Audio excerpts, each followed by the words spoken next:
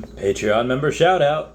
Till the end, I will be with you. We will know where our dreams come true.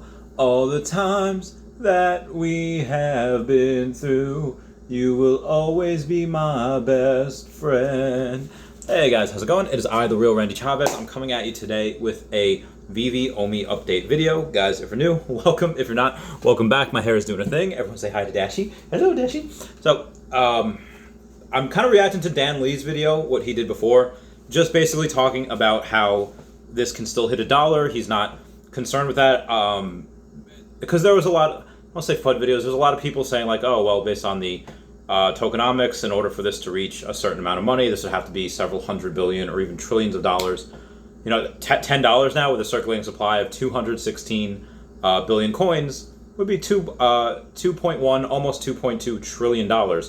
Not saying that the market cap for OMI cannot get there at some point, maybe in the late 2030s, but to say that right now, like, Bitcoin is the only one that's over $1 trillion. And even a lot of people saying, okay, well, $1 trillion is still a lot, probably not going to get there. Here's my thing. They're comparing it to Bitcoin and Ethereum right now. Let me ask you this. What price point, what market cap do you think Bitcoin and Ethereum are going to be the end of the decade? Minimum, like for me, minimum, I think Bitcoin is a $10 trillion market cap. Minimum. And Ethereum is definitely going to be multiple trillions of dollars. Now, Cardano, Solana, a bunch of these are. I've said this before, I'll say it again. There is going to be multiple coins this decade that will be a $1 trillion market cap.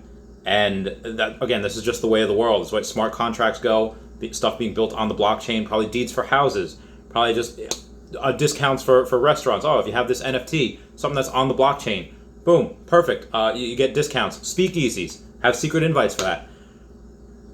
So when people say like, oh, yeah, that the $1 trillion, it's going to be as big as Bitcoin and you know, bigger than Ethereum, no way that's going to happen.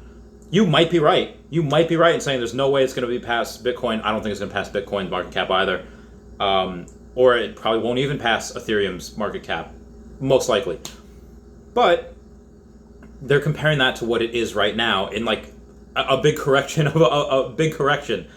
I think at the end, in the next 5 years, we're going to see multiple coins have $1 trillion market cap.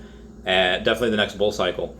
And for a Okomi to count Okomi out of that is just silly. That's nonsense. Compare what Okomi will be in 10 years to compare to what a lot of these altcoins are now, and even Bitcoin. That's silly. So when Dan Lee says that, hey, buying land in the Veveverse, comparing it to Decentraland, here's what I know. I haven't really delved that much into Decentraland or My Neighbor Alice or anywhere where you could buy that type of virtual reality where it's just kind of play things. I'm very experienced at buying land in Earth 2. Those of you that don't know, I have a whole playlist on video. That's where I kind of got like the big jump, how I got partnered with YouTube talking about Earth 2 and just all the money that I invested into it, all the plans I have and still have. Link down below at the game and Chaveztopia, but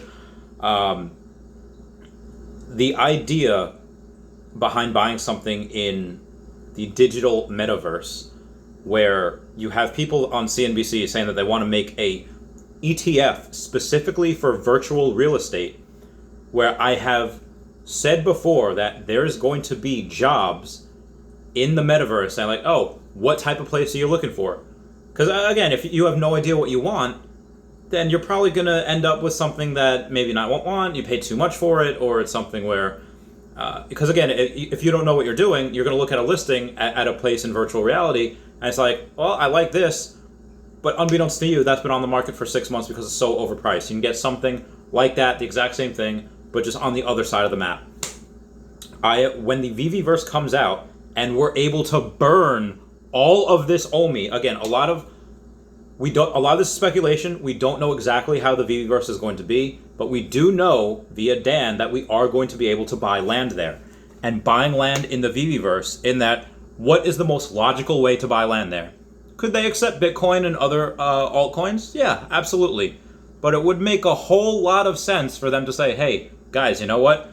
Let's just have them use OMI, because around the time December when the Veveverse comes out, and again, I don't know if the Veveverse at that time is just going to be a game, if it's just going to be able to buy land, which is going to be a land grab. Like, I'm talking gold rush. If you think at that time I'm not going to spend tens of thousands of dollars on virtual land in the Veveverse, sadly mistaken. I'm going to put so much money into that. New money, old money, doesn't matter. Because I know where this is going. I know where that's going to be. It's not financial advice. I'm not a financial advisor. Again, Earth 2.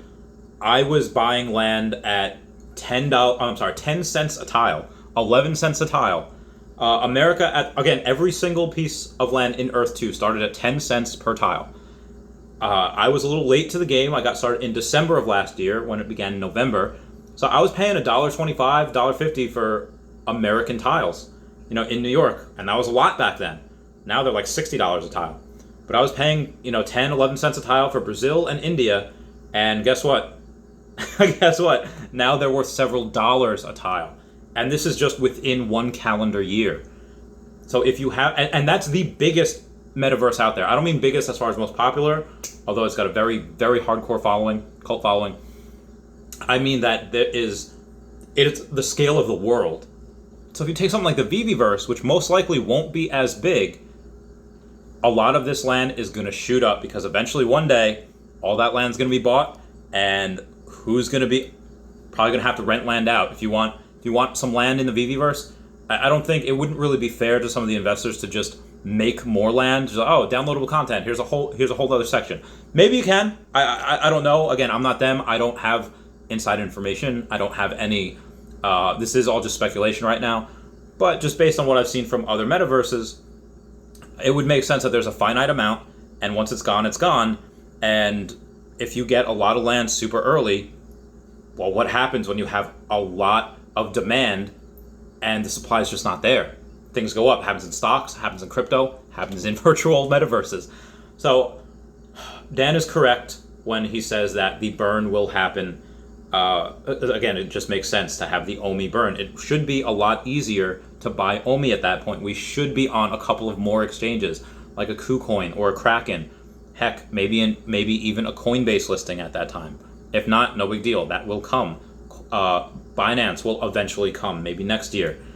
But it would make a lot of sense for them to say, hey, you can only use OMI for this, and it takes out of the circulating supply. Right now, I have 94 million. I would have no issue, even if this is only a penny by that time, saying like, all right, well, I'll take 4 million, and I'll transfer it over into the Veve app, and I'll use that, because at that time, that would be $40,000. Cool. No issue doing that. So 90 million left. Staking OMI, whatever it needs, this token is going to burn in the best way.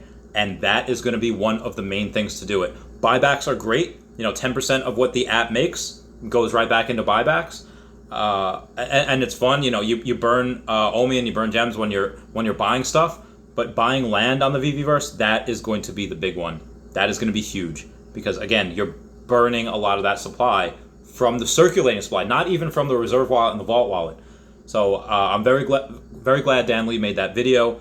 I just wanted to. He just didn't get as excited, and I don't think he drove the point home. But all of it was there, and I agree with 100%. I love his videos. That video got like 1,000 views in like an hour because it's because again, guy speaks the truth, and it's very logical. He's very calm. Again, it's kind of like Gene Wilder in Blazing Saddles, where it's just very toned down, very just like articulate with the way he says stuff. And like I said, I love his videos, but I'm just kind of piggybacking on that and just trying to drive the point home where this just makes me even more bullish. On the Veveverse, his videos, like I said, by September, at some point in December, I will have 95 million. I don't know when that'll be. I'll let you guys know.